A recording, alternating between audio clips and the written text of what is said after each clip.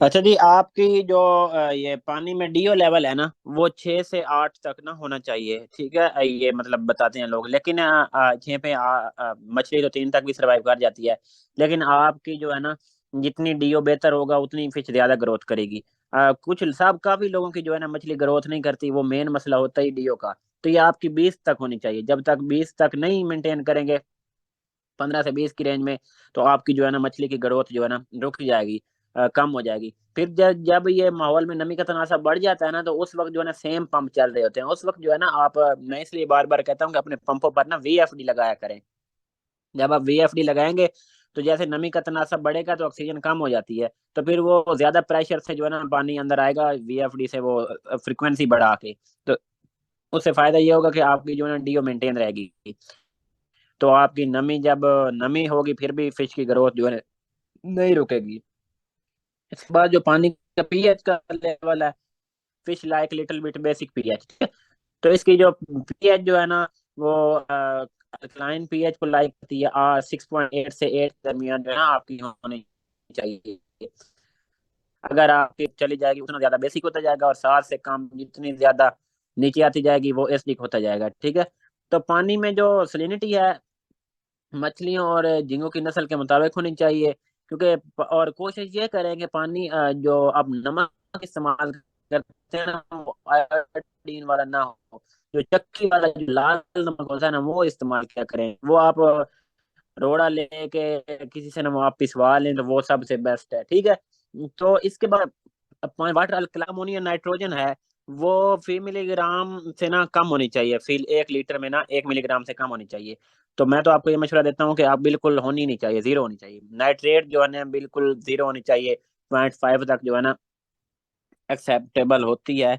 लेकिन ये है कि फी लीटर जो है ना 0.5 से 20 मिलीग्राम होना चाहिए। मतलब ये है कि मैं आपको ये मशवरा देता हूँ कि नाइट्राइट जो है ना आपके बिल्कुल जो है ना जीरो होने चाहिए। हाँ, 0.5 तक तो रहते हैं। ये अब नाइट्राइट टेस्ट किट जो है ना उससे पता चलेगा। नाइट्राइट जो है ना वो भी आपका जो है ना बिल्कुल जीरो होना चाहिए। तो फी लीटर 1 मिलीग्राम से कम होना चाहिए।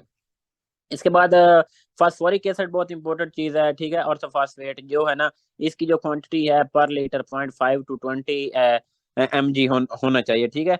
इसमें टोटल सस्पेंडेड सॉलिड जो होते हैं पानी में, ये जो सॉलिड जो होते हैं ना, जो नीचे बैठ जाते हैं, वो उनकी जो मिकदार होनी चाहिए वो 500 मिलीग्राम होनी चाहिए फी लीटर से। मतलब 500 मिलीग्राम फी लीटर से कम होनी चाहिए।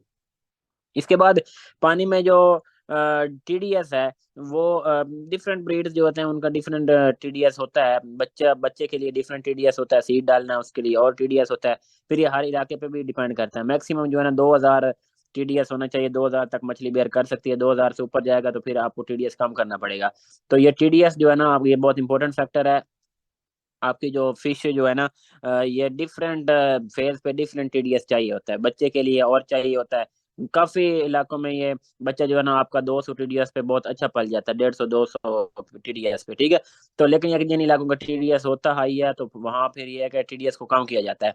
फिर सीएन रेशियो जो होते हैं ना तालाब में, वो 12 या 20 से 20 1 की रेशियो होनी चाहिए। 12 20 ये इसकी जो है ना, और टोटल अमोनिया नाइट्रोजन की मिकदार के मुताबिक 6 1 की रेशियो के हिसाब से ना ये होना चाहिए सीएन रेशियो। तो ये जो है ना मैंने आपको बताना था, इसके जो पैरामीटर्स हैं क्या क्या है, कि क्या इसकी रिक्वायरमेंट है, कितनी एवरेज होती है, ठीक है।